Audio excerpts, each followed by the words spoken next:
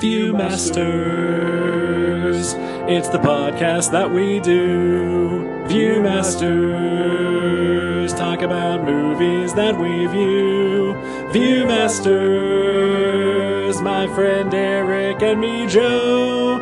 Viewmasters, hey, let's start the show. Hey, welcome to the Viewmasters, episode 267. Superman 2, the Richard Donner cut. My name is Eric. My name is Joe. Hello, Joe. Hello, Eric. How are you doing today? I'm doing all right. How are you? Also all right. All right. Yeah. I find it a little exciting and funny that we are going to officially talk about a Superman movie on the show, because I'm pretty sure we bring him up at least once an episode. You know, I haven't done the math on it, but I wouldn't be surprised. He comes up a lot, particularly movie versions of him. Superman is on my mind pretty regularly. Same.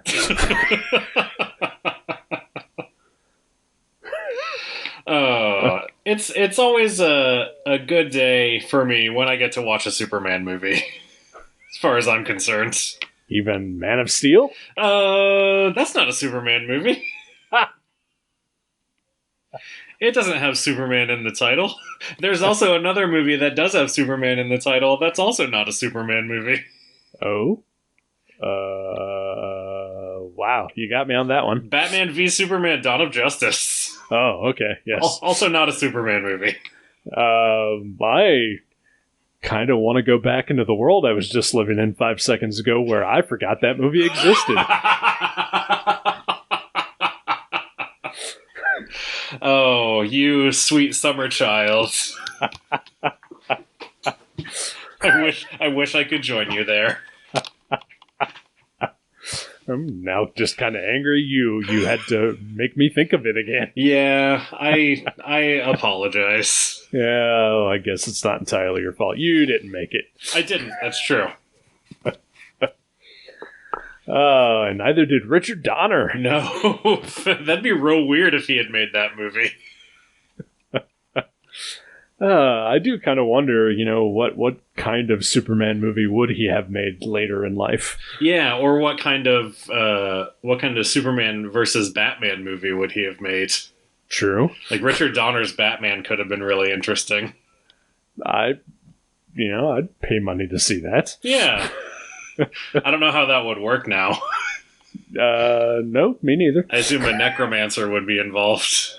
To resurrect Batman's movie career? Yes, exactly.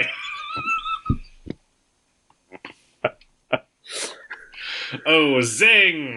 Yeah, it's all right. The Pattinson Batman's coming soon. It'll all work out. Yeah, but that is a movie that's been shut down like 5 times because of COVID, so I feel like that's the universe saying, hey, let's not make this happen. Yeah, that's a fair point, too. There comes a point where you just gotta listen. Right? I mean, I think in general, we just need to kind of cool it on Batman for a while. Yeah, they've done a lot with him. Yep. Like 40% of DC's line right now is Batman. Yeah, and I say this as someone who loves Batman. Just chill. Yeah. And that is not a reference to Batman and Robin the movie. No, though it could have been. It could have been, but it's not. Maybe is that why there weren't any Batman movies after that one? Because everybody's like, "Oh, Mr. Freeze has some good advice." Yeah, this is a cool party. I will chill. A Freeze is coming. Yeah, I love that movie. It's great. It's the last good Batman movie. Oh, you like Batman Begins, right? I did like Batman Begins, yes. Oh boy. I will say, regarding the Batman comics and the volume of them, Most of them are pretty good right now. Well, that's good. Yeah. I generally, I mean, I've kind of always been this way. I just always prefer sort of the Elseworlds or non-continuity one-shots over the main monthly books anyway. Yeah.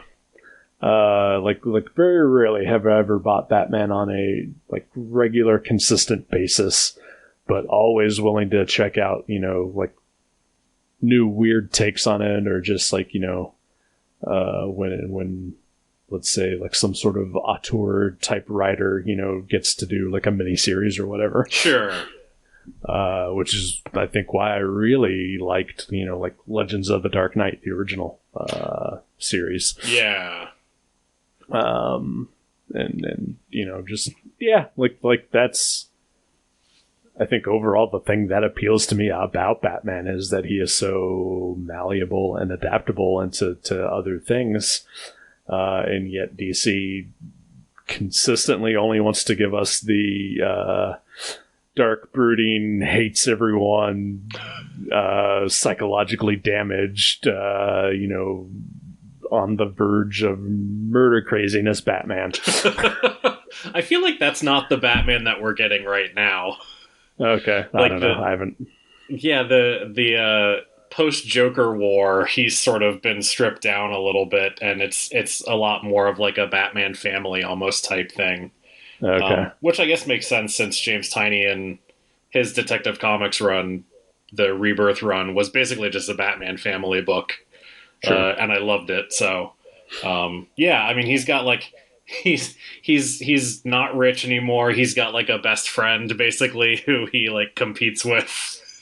That's the character Ghostmaker that was introduced. He's actually really fun too. Huh. Yeah, I don't know. I'm enjoying it. Yeah, I did, and it's not as dark and broody as you would expect. I'm shocked. I know I checked out some of it in the middle of the Joker War stuff. Yeah, and it was not to my taste. Yeah, I think Joker War. I feel like he had to get through the Joker War storyline to get to the stories that he actually wanted to tell. Okay. So like now that that's all in the rear view, it's been really fun. All right, and Joker still shows up in every issue, though, right? No, he's got his own series now. Oh, okay, all right. Which is actually also way better than it has any right to be.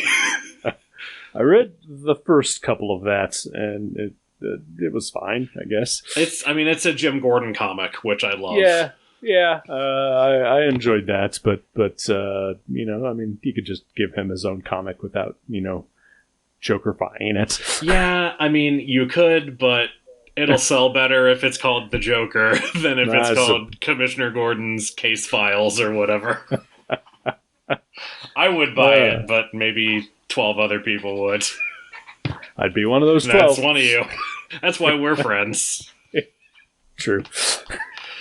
We spent a lot of time talking about Batman and not talking about Superman, which is who's in the movie that we watched today. I mean, really, this episode is just an excuse to talk about comics for the most part, right? Is, basically. Welcome to Gutter Trash. Do you need to play the theme music here? No, I'm good. Okay. I've been listening to. I finished You Talking You Two to Me. Now I've moved on to Are You Talking REM Re Me. So I'm used to sub podcasts within podcasts at this point. Oh, that's yeah. I'm not going to steal their bit. Wait, is this an episode of Good Bits? Nope. Okay, good.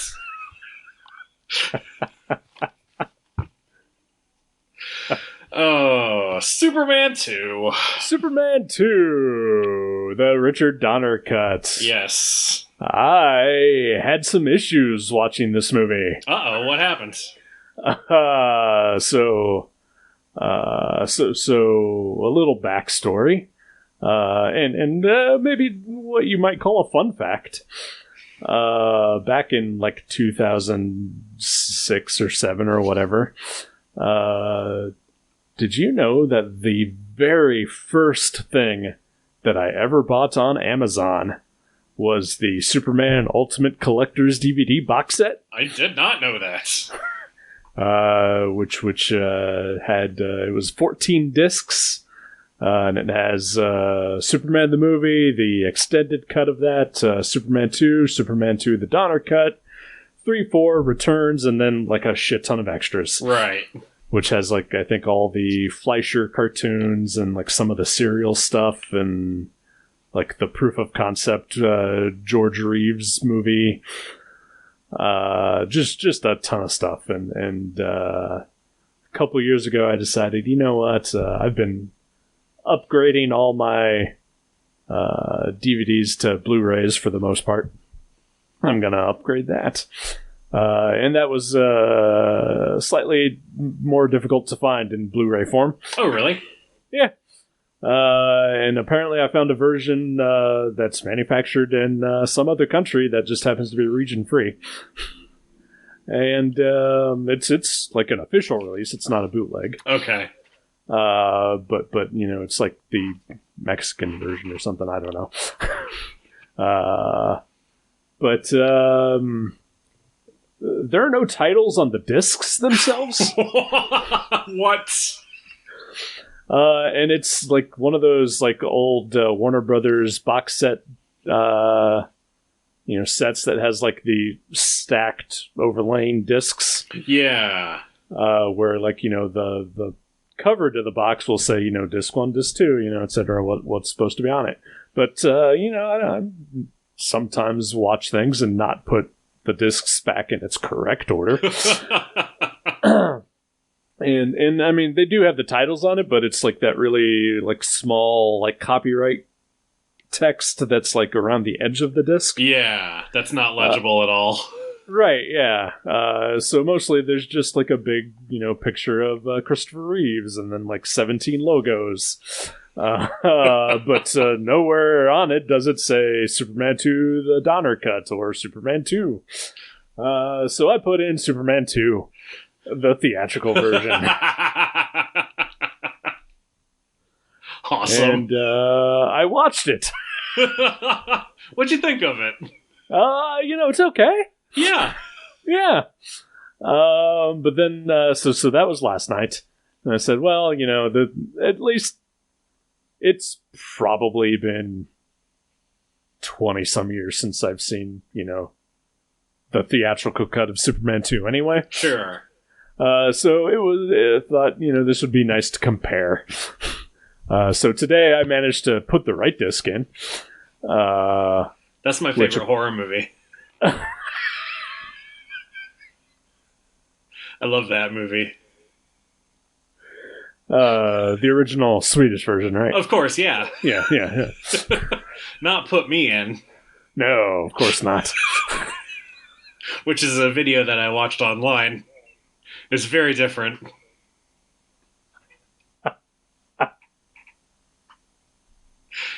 Anyway, you watched the right one today. I did. Well, I did. And apparently, also, I at some point in time had watched it previously because it like started like right in the middle of the movie with commentary. Oh, weird. Okay. So apparently, I was watching it with commentary at one point and stopped it in the middle. And then I could not figure out how to start it over. But I eventually got it. So I have seen Superman 2 twice in the last 2 days, just very different versions. Okay. And I must say that the one that I was supposed to watch is much better. Yeah.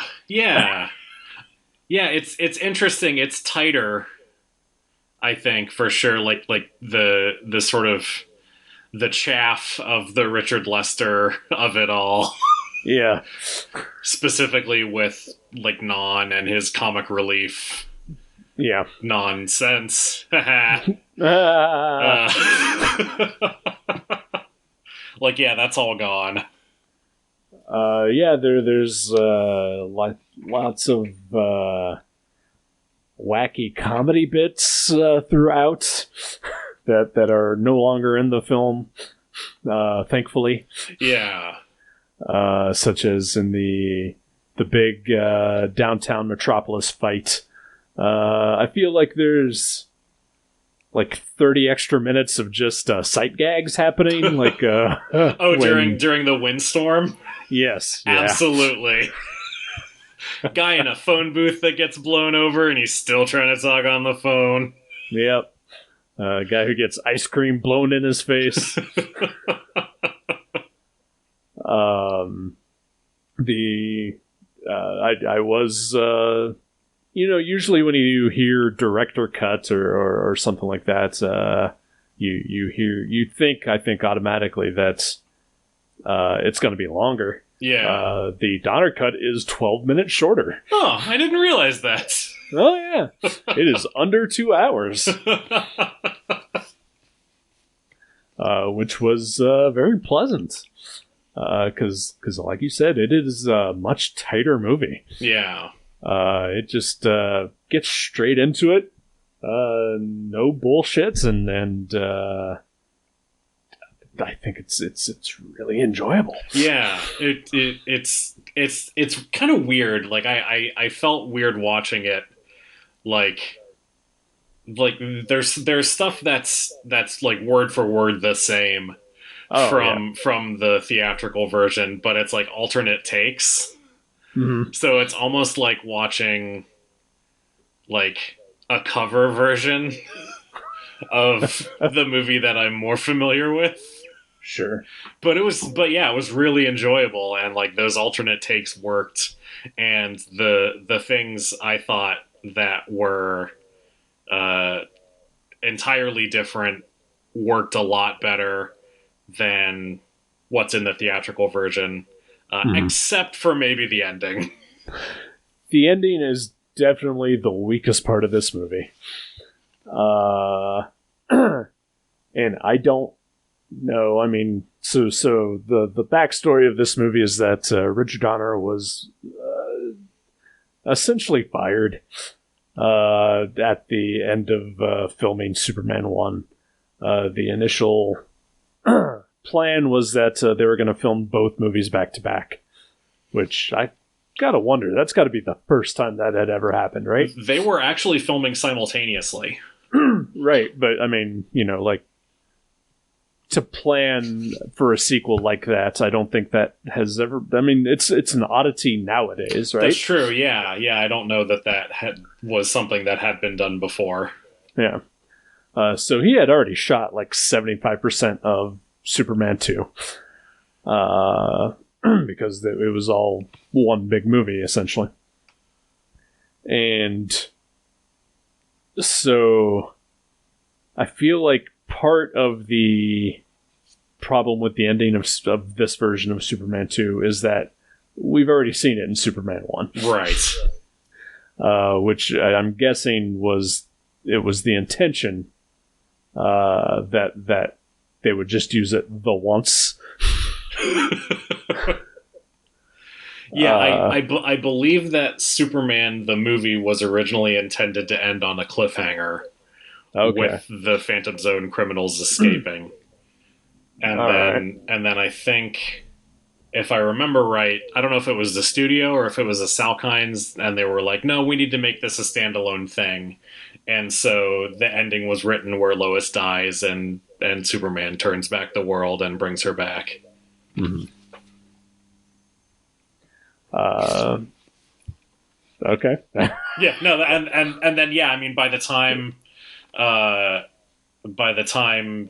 Donner was fired from Superman 2, I don't know that like they had shot anything other than that final Daily Planet sequence for what the ending of it would be. So yeah, it's I feel like it's anybody's guess what the actual ending, like how closely what is in the Donner cut actually plays out towards what they were planned to do for the ending. Because yeah, I mean the Donner cut ending Like he turns back the world again, and basically it's like it undoes the events of the movie entirely.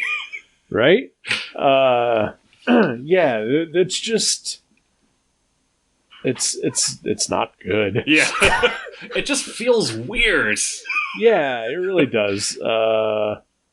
Because I mean, I hate to say it because it's also a real stupid ending, but I feel like the memory wiping kiss of the theatrical version is slightly better. Yeah. Because at least then, the movie still has, consequences and stakes. Yeah, the movie still happened. Right, yeah. And I feel like it also gives like the Lester version, like there's more of a reason for it, like that he does that. Like we see sort of the anguish that Lois is in. Mm-hmm. Versus in this one, it's like they say goodnight at the end, and there's maybe a little bit of awkwardness, and then Superman just takes it upon himself, like, no, I'm going to return everything back. Right. Like I kind of like the idea that at the end of all of his adventures, Superman's like, well, that was fun. I'm going to turn back time now so that none of it ever happens. Which would almost be okay if it was consistent. Right? Yeah, he should have done it at the end of Superman 3. And sure. At the end of Superman 4. Well, yes. And at the end of Superman Returns. Of course. And at the end of every issue of every comic. Of course, yeah. Yeah. Even if it's in the middle of a storyline. Yeah, so at the end of the part 3 of The Death of Superman, there's just 2 pages where he flies back in time and undoes everything. Yeah.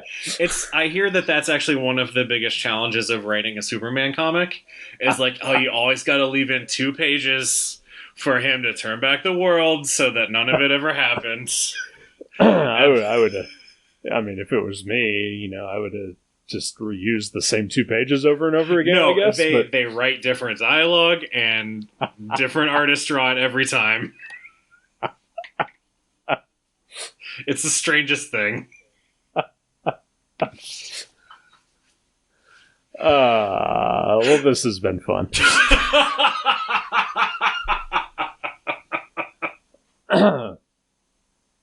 But, okay, so at the end of this movie, yeah, he turns back time, as if nothing has happened. Right. But then he goes back to the diner in Alaska, I guess? Exactly.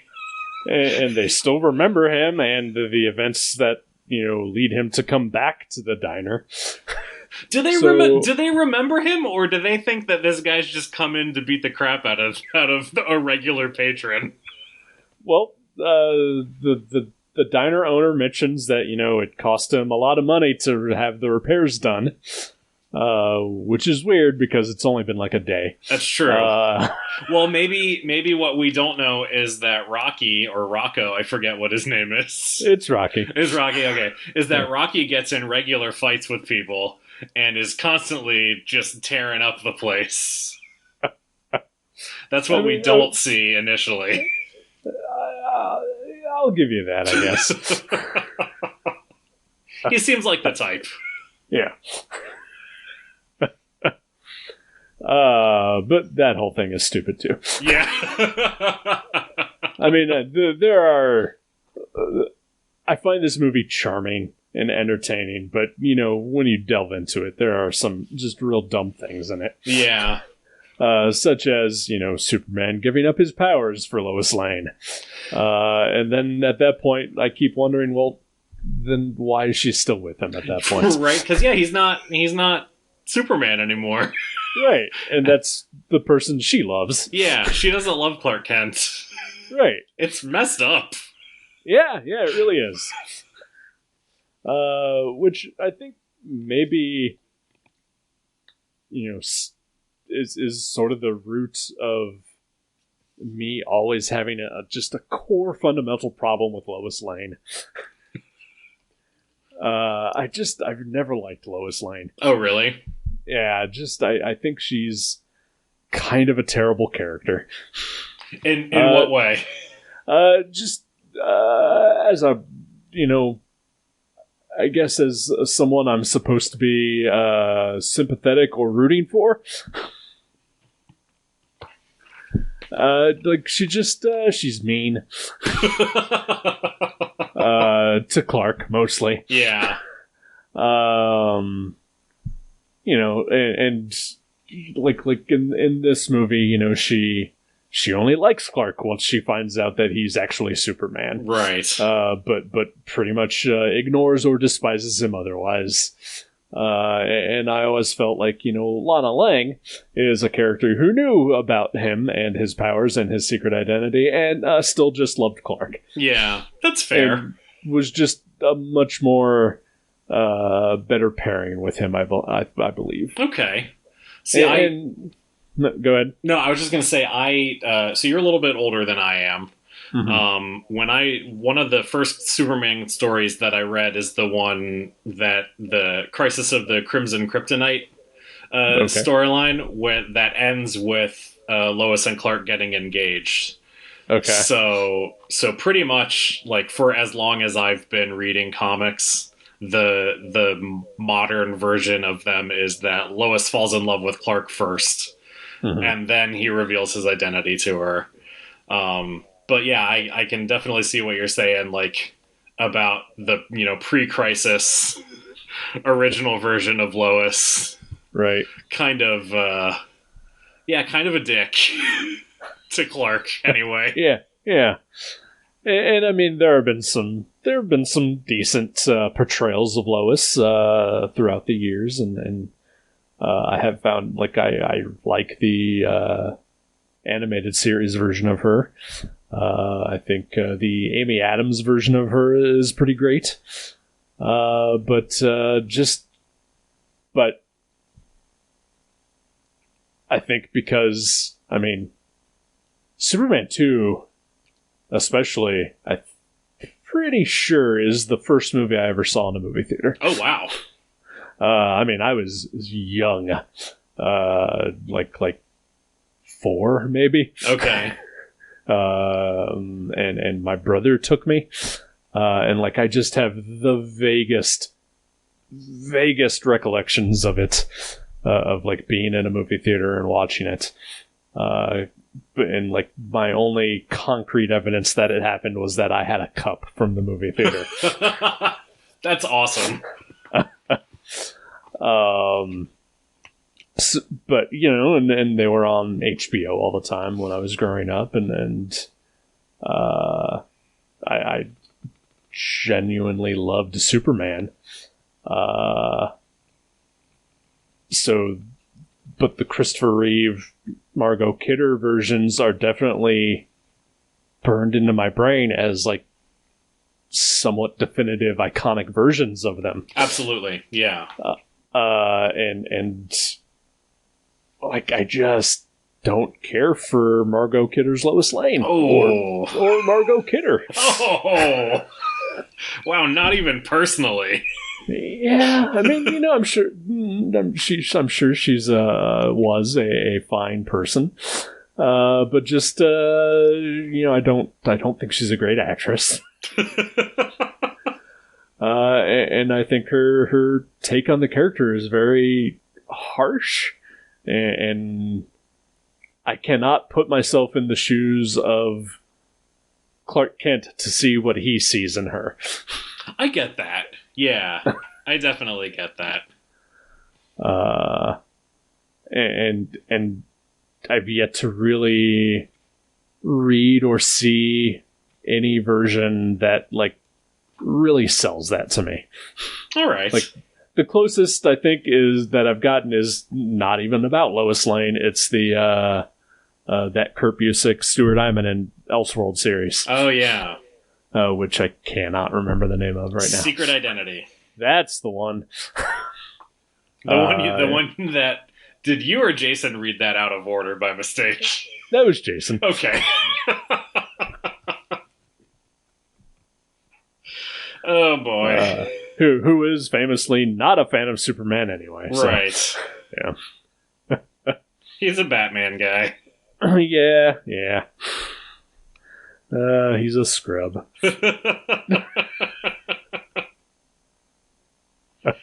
I will say that a thing I appreciated about the Donner cut is that Lois figures it out on her own that Clark is Superman. I really appreciated that. I like that as well. Especially having just watched the theatrical version and the crazy antics that lead up to her figuring it out in that movie, in that version. The fact that she actually does it with, a little bit of smarts and wit really helps. Yeah. Rather than just, him tumbling over a fire in, a really comfortable-looking sweater. Right. Tripping over the pink tiger head rug. Yeah. God. That whole scene is not in this movie, and thank God. However, the scene that does sort of take its place in this version is scrapped together from test footage. Right. And it is jarring. It is definitely jarring, especially to cut back and forth between Clark wearing different types of glasses. And being, 20 pounds heavier in one scene. Right. And, a different hairstyle in the other. Yeah, it's jarring, but once you get past that, it's a really smart scene. Yeah, for sure. I guess, because I recall seeing that test footage, in the Superman the movie, deleted scenes or behind the scenes material or whatever. Yeah, because it's screen tests, right? Yeah. And so I guess I just didn't remember that, this is meant to be for, this movie. Yeah. I just thought it was hey, a sample script.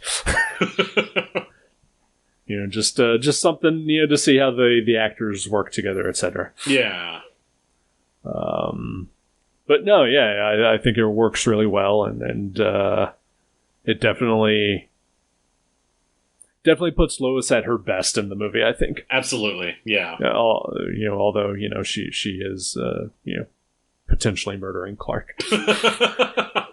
As far as she's concerned, no big loss. Right? She hates him. He's her hot dog man.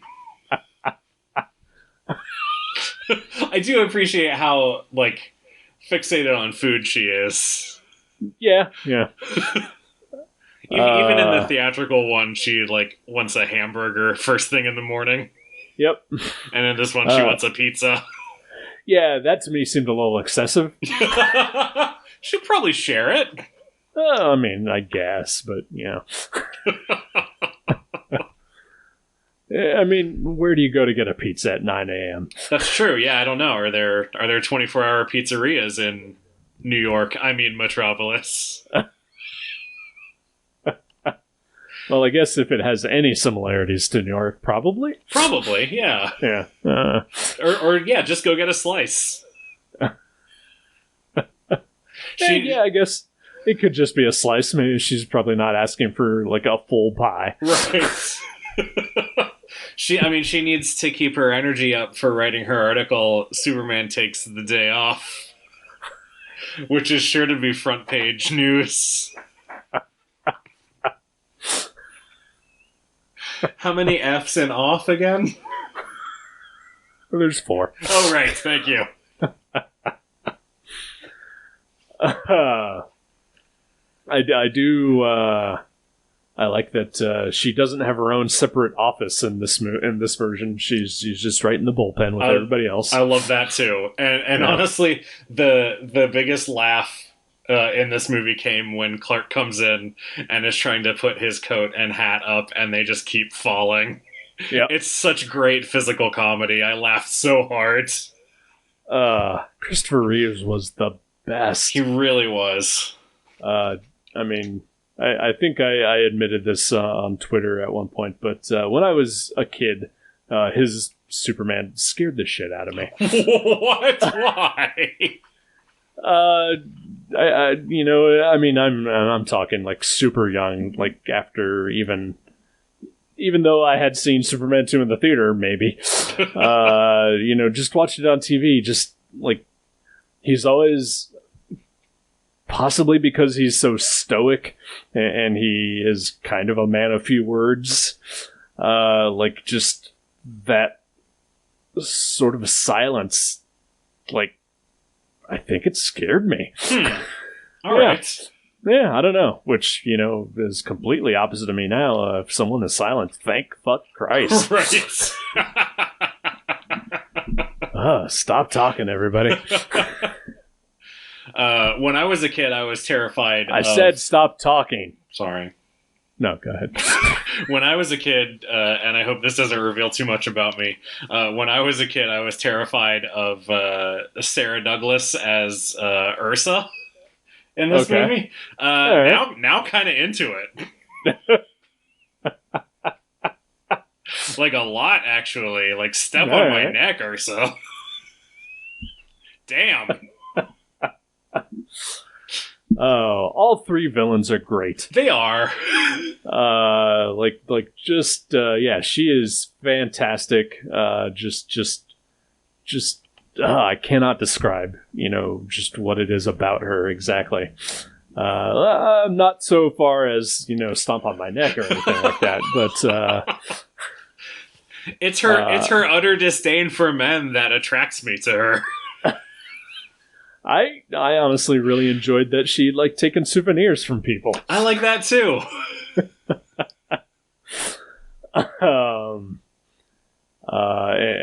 Jack O'Halloran as Non is pretty great. Doing a lot with very little. I was gonna say in this version of the movie, he gets much less to do. Yeah. But all the stuff that he does in the theatrical version is just, look how dumb this guy is. Yeah, it's played for more comic relief. Yeah, he's much more menacing in this version, which I think is preferable. Yep. And Terrence Stamp is just, gosh. Yeah. No, he's iconic. Yes. There are little moments that he does, like at the opening scene when he is being, convicted to the Phantom Zone. I don't think he's even said a word, and he's just kind of, like all the charges and the verdict is being read, like he's just looking down. And then Jor-El says something, and he just shifts his eyes just the slightest, and it's powerful. Yeah. And then there's the scene where they are invading the White House and fighting all the troops and everything. And he's just standing off to the side, and somebody tries to attack him with a gun. He grabs the gun and just fires it once, and just the slightest smirk. Yeah, I felt like there was glee in his face. Oh, look at this. Yeah. Even when he is being dead serious menacing, there is still just a hidden joy and just the havoc he is wreaking. Yeah, it's really great. Yeah. Oh man, yeah, his performance for the ages for sure. Just there's so much good in this movie. Yeah, that it makes it honestly easy to overlook all the additional dumb shit that's in it too. Right. But at least in this version, there is far less dumb shit in it than in the theatrical. Definitely. The whole scene when they first invade the little town in the theatrical version plays out so much longer and has so much goofy crap. It's introduced with the two cops just having a conversation about fish, right? Which does not happen in Donner's cut, and great, it just keeps things moving. And I think that's the problem with the Lester cut, is that it is just so indulgent in that kind of thing that it drags a little. Yeah. And the Donner cut keeps everything sharp and everything quick. Which I mean, almost every episode that we do, we talk about how, this could have been, 20 minutes shorter. Right. and I can say that Superman 2 could have been 12 minutes shorter. Well, if you thought the original version of Superman 2 could have been 12 minutes shorter, there is a third version of Superman 2 that I have seen that I think was cobbled together from like the version that was released internationally and what was shown on television. And I want to say it's like 2.5 hours. And a lot of that is destruction of the small town and hijinks with the townsfolk. Right. So I don't know if you've seen that version. I haven't seen it in a really long time. I have not. I was slightly aware of it because I know Superman the movie. Like, there's like an extra long cut for like that was a TV version. Yes, yeah. Which that's on Blu-ray now. If you don't have that already, it's worth watching. There's some neat stuff in it. Yeah. Okay. Most of it is just like slightly longer driving shot, slightly longer wide shot, but there's some neat stuff on like Krypton. That's new or previously unseen that I kind of enjoy.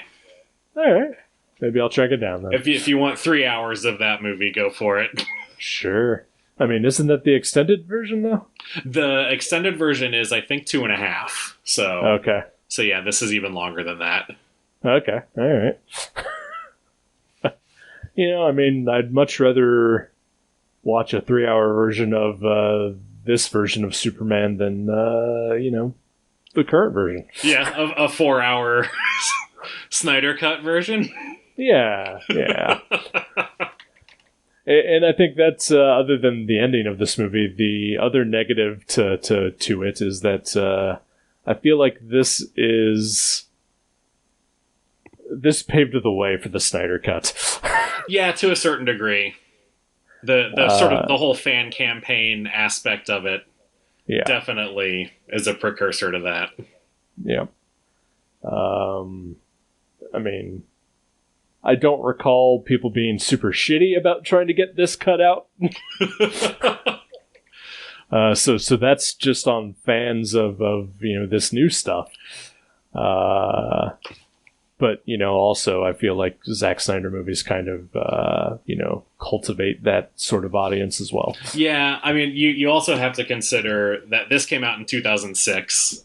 Yeah. The world, at least as far as, like, mass communication, social media didn't exist, basically, at that point. Not to the extent of it does now, yeah. Yeah, so, there is much more ease of access as far as harassing people now than there was at that point. So who knows? Very fair.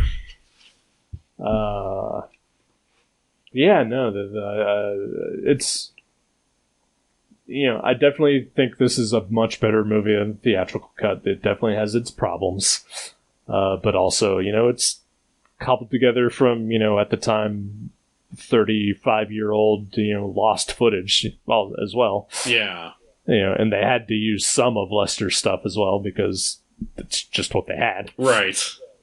But I think it's a worthy effort. I agree. It's an entertaining movie. It's an interesting sort of artifact. Yeah. And yeah, I enjoyed it quite a bit. There are still like tidbits that I feel like Superman wouldn't do that. Right. Like giving up his powers for a lady. Yeah, or going back to that restaurant to beat that guy up. Yeah, that is a very bullyish moment. Very, very anti-Superman.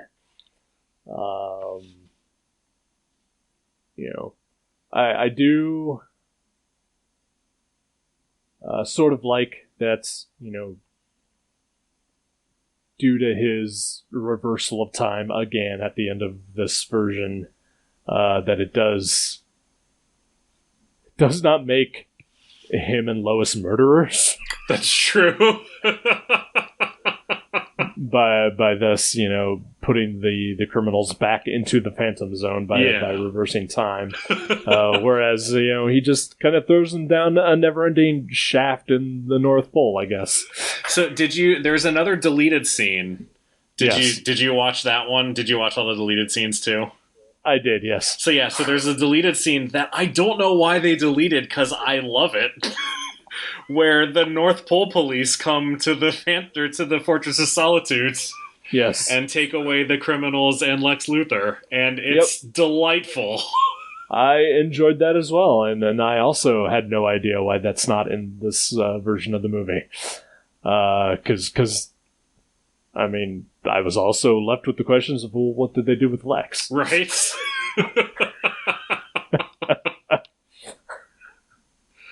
But I think maybe I was also too distracted thinking about, it's nice that this version doesn't have the weird cellophane S thing. My favorite part of Superman 2. Because it makes no sense. Not at all. Or the weird extra powers that all four of them seem to develop, like hand lasers. Right. I mean, Zod still has some sort of, I guess, telekinesis when he levitates the small town cop's gun over to him. Yeah. But I'm sure that's left over from the Lester footage. Yeah, it could have been. But yeah, no, it's I will always recommend. I'll always recommend all four original Superman movies. Absolutely. Even Quest for Peace. One of these days, I'm going to pick that for the podcast, because I do want to talk to you about that. Oh, I am so looking forward to it. I did see someone recently is trying to, cobble together a completed version of Superman 4. Ooh. He is petitioning Warner Brothers to allow him the footage that they cut from that movie to put together a comprehensive version. That's awesome. Which I would gladly watch if they put that together too. Have you ever read maybe I should save this for when we when we talk about that movie. Never mind, I'm going to save it. Are you talking about the comic book adaptation? Yeah, that's based on the original script. Yep. I still have a copy somewhere. I wish I still had mine. It was one of the first comics I ever owned. That's awesome. Yeah. At least when I became sort of a more hardcore comic guy anyway. Nice. I also had the novelization. Wow, I didn't know there was a novelization of Superman 4. Oh, yeah. I have the novelization of Superman 3. Nice. By William Kotzwinkle. I have no idea who did the novelization for 4. I mostly just remember that there is a middle section with photos from the movie. That's excellent. Including some of the deleted stuff. Ooh. Yeah.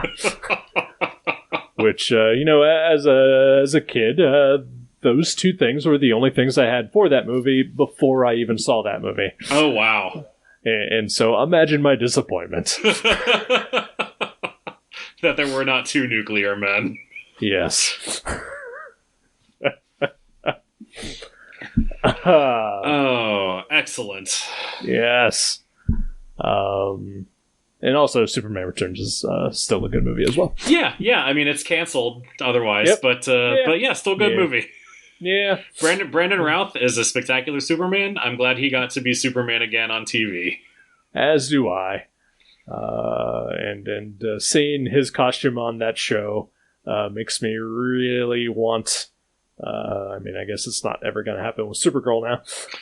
But at least on the Superman and Lois show, how about some brighter colors, motherfuckers? I'm a couple episodes behind on Superman and Lois, but I did see the one that's a bunch of flashbacks. There's one that has a bunch of flashbacks to, Superman first arriving in Metropolis and his early interactions with Lois, and he's wearing the sort of Fleischer Studios inspired suit.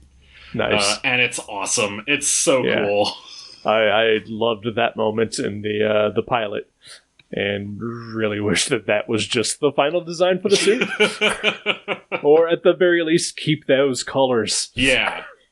I do not like drab Superman. And I mean, he's a fine Superman otherwise, but colorful. Yeah. Is anything making you happy this week? Superman. Yeah, all right. I read Superman Red and Blue #5. Oh, that one's so good. It's so Holy good. Holy shit. I have been enjoying the series up to this point anyway. It's a great series. Every issue has had at least one moment that has like made me choke up. Yeah. This issue had multiples. Right. It's bookended by just gut punches, basically. Oh yeah. Yeah, no, the Daniel Warren Johnson story that closes it out is honestly just fucking gorgeous. It really is. I mean, he's great anyway. I don't know if you've been reading his Better Ray Bill series. Yeah, I think I'm an issue behind on it, but yeah, that's a great book too. Yeah. So when I saw that he was doing a Superman story, I was like, ooh, what's this going to be, especially considering, his past work like Murder Falcon. Right. Or even Wonder Woman Dead Earth was very different. Yeah. So I was not expecting just to, almost be in tears by the end of it, And that first story by Judd Winnick and Ibrahim Mustafa. Yeah. It choked me up. It was a gut punch as well. But like the scene where Krypto first shows up, I literally gasped out loud. I think I did too, actually. just joy. Yep. Like, I've never reacted to a drawing of a dog like that, but here we are. Oh, yeah, that's a great book. Yeah. What about you, sir? You're probably going to make fun of me. Okay. Jenny and now I have started watching Little House on the Prairie. Right. It's available through Prime on IMDB TV, so there's commercials. Sure. But yeah, Jenny started watching it one evening, and I came in the middle of an episode, and just like, yeah, it's just like comforting, like just simple, but also kind of batshit. Sure. So like there is a two-parter where Mrs. Ingalls gets pregnant, gives birth, the baby gets sick, the baby dies, Laura blames herself, Laura goes to the top of a mountain so that she can basically make a bargain with God for God to take her and return her little brother. She meets an angel at the top of the mountain. It is a delight. I love it so much. Oh, I will not make fun of you for that, but also, wow. Yeah, it's not what I expected to happen in the year of our Lord 2021. Oh, I guess if I can add another joy, even though it was more like 2 weeks ago when this happened. Speaking of IMDb TV, which also has its own separate app from Amazon too. Oh, I did not know that. Good to know. I think you still have to sign in with your Amazon account, but I think it just allows you to have more freedom to explore what they have. Okay. Because otherwise, I would never have known that the Tick animated series is on there. That's awesome. which I just discovered like a couple days ago. But also, they have the return of Leverage. Oh yeah, which was a very great comfort show to me. Like I would watch it in syndication on Sunday afternoons, and I would just because Ion TV or whatever used to run it like a marathon from like 9 a.m. till 11 p.m. Right. Just nothing but Leverage, and I would spend every Sunday just watching it. That's awesome. So the new series is on, and while I did not, just sit and binge it like I would that, it was still just a nice little comfort. Nice, to have back, even without the inclusion of Timothy Hutton, who apparently has been canceled. Oh no, has he really? Apparently so, yeah. Oh, I missed that. Yeah. Apparently he did some very bad things in the 80s. Yikes. Yeah. So he is dead on the show. All right, good to know. I saw they brought Noah Wyle in. Yeah.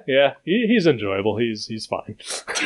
I will say, every time I see the ads for that, I think of you. So that's the nice. Only person I know who's into Leverage.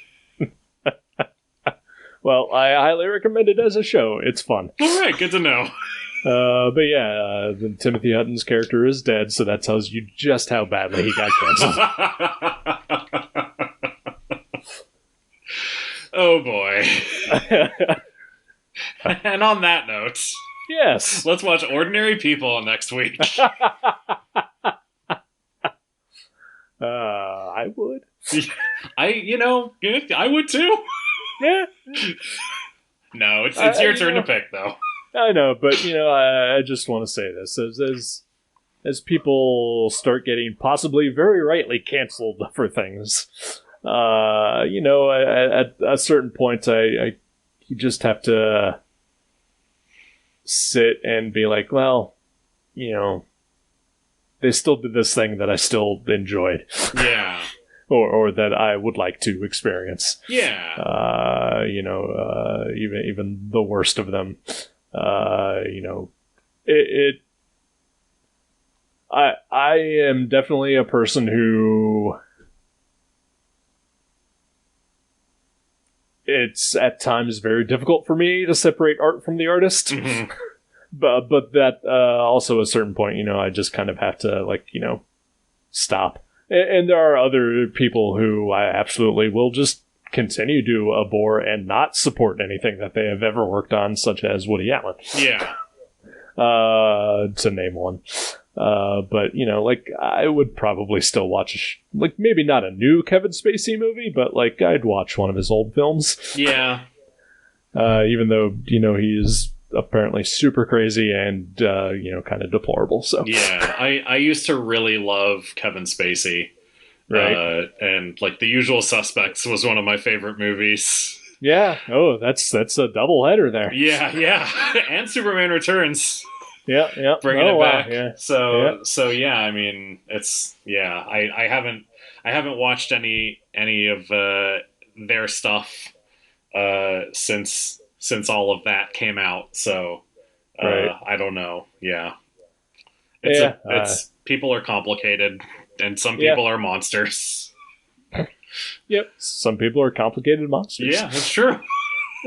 Speaking of complicated monsters, ooh, love the segue. Yeah, so first of all, I'm gonna pick this movie with the caveat that I will not be able to record next week. Okay. Which means that it is currently on Amazon.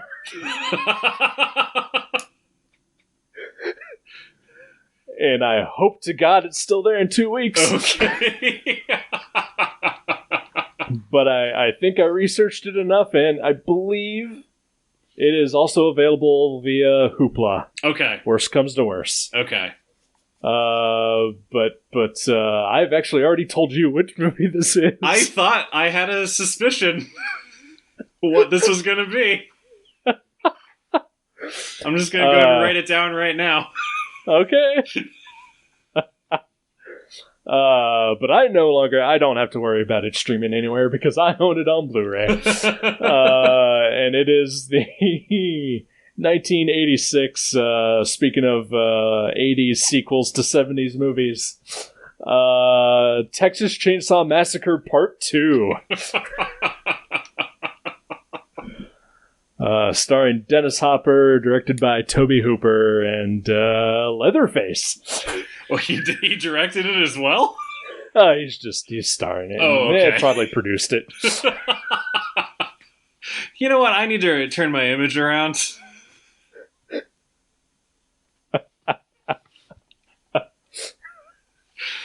Oh, excellent. Yeah, as soon as you mentioned that to me on Twitter, I was like, this is definitely his next pick. And honestly, I'm excited to cross another movie off of my bringing in the sheaves checklist. That's the only reason I'm doing this for you. I know. Thank you so much. You know, I did honestly try hard to think of something else to pick, but I kept coming back to it, and I literally have been thinking about picking it for a while. Because from what I remember, it is a crazy fucking movie. Awesome. And I've been wanting to revisit it, and it'd be awesome to talk to somebody about it. Excellent. I've never seen a Texas Chainsaw Massacre movie, but I am all in for this. Excellent. You do not need to see the first one. All right. And I really can't recommend any of the others. Okay. So the remake's okay. Okay. Yeah. You do not need to know backstory. Okay, good to know. If you want backstory, feel free to read up about Ed Gein. Oh yeah, there's a graphic novel that Eric Powell drew called "Did You Hear What Eddie Gein Done?"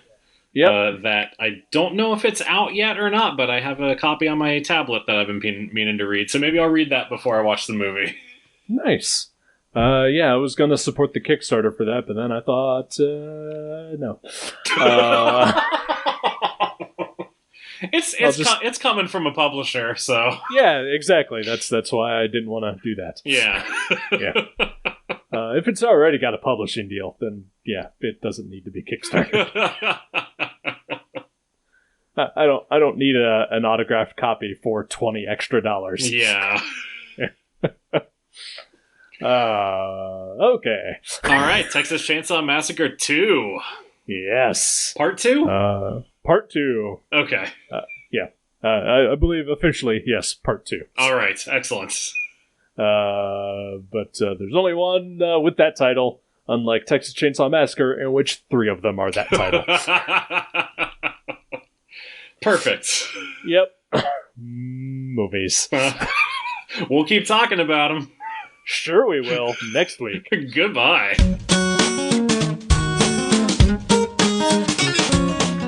Thank you for listening to The Viewmasters. You can subscribe to the show directly at view.guttertrash.net or at iTunes and leave us a review. Visit view.guttertrash.net for email information and links to Facebook and Twitter. We'll see you next time on The Viewmasters.